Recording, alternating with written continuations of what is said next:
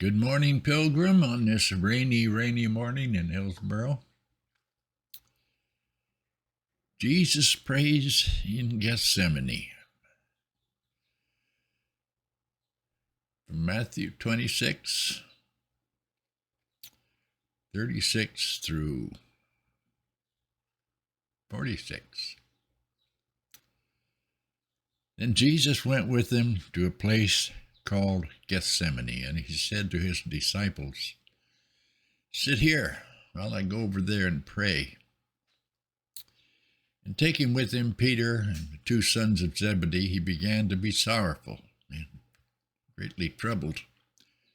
And then he said to them, "My soul is very sorrowful, even to death. Remain here and watch with me."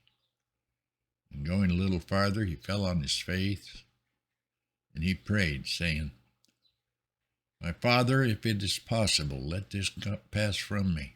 Nevertheless, not as I will, but as you will." And he came to the disciples and found them sleeping, and he said to Peter, "So could you not watch with me 1 hour? Watch and pray that you may not enter into temptation. The spirit indeed is willing, but the flesh is weak." Again, for the second time, he went away and prayed, "My Father, if this cannot pass until I drink it, your will be done." And again he came and found them sleeping. Their eyes were heavy. So leaving them again, he went away and prayed for the third time, saying the same words again. Then he came to the disciples and said to them, "Sleep and take your rest later on. See, the hour is at hand, and the Son of Man is betrayed into the hand of sinners. Rise, let us be going. See, my betrayer is at hand." The Father's will. 12th of March, 1865, a Spurgeon sermon. The Golden Key of Prayer. "Call unto me, and I will answer thee, and show thee great and mighty things which thou knowest not." Jeremiah 33:3. Well, Pilgrim, remember that prayer is always to be offered in submission to God's will.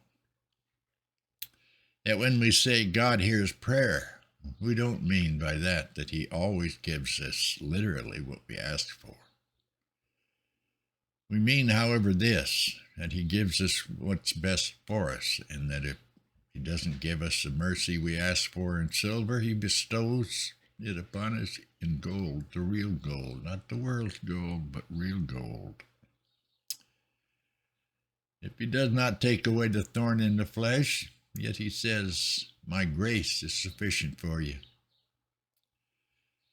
And that comes to the same in the end. It comes to even more in the end. Lord Bolingbroke said to the Countess of Huntingdon, "I can't understand your ladyship. How can you make out earnest prayer to be consistent with submission to the divine will?"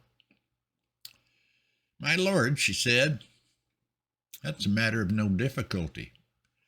If I were a courtier of some generous king, and he gave me permission to ask any favor I pleased of him, I should be sure to put it this way. Will your majesty be graciously pleased to grant me such and such a favor?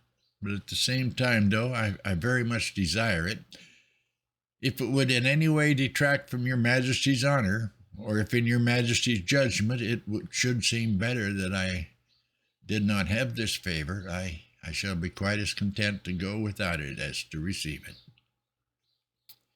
So you see, Pilgrim, I might earnestly offer a petition, and yet I might submissively leave it in the king's hands. So with God. We never offer up prayer without inserting that clause, either in spirit or in words. "Nevertheless, not as I will, but as thou wilt. Not my will, but thine be done." We can only pray without an if when we're quite sure that our will must be God's will, because God's will is fully our will. We got to learn to think like God. To do that, we got to study His Word constantly, be in prayer constantly. Prayer is not a weapon for forcing God to come into line with our demands, but a gracious means of communication by which we can seek His will, express our willingness to play our part in furthering His will. 1 John 5:14 and 15. And this is the confidence that we have toward Him, that if we ask anything according to His will, He hears us. And if we know that He hears us in whatever we ask, we know that we have the requests that we have asked of Him, because it's His will. It's what He wants to give us. We need to know what His will is. That's in His Word. God bless, Pilgrim. Think on these things and have a blessed day.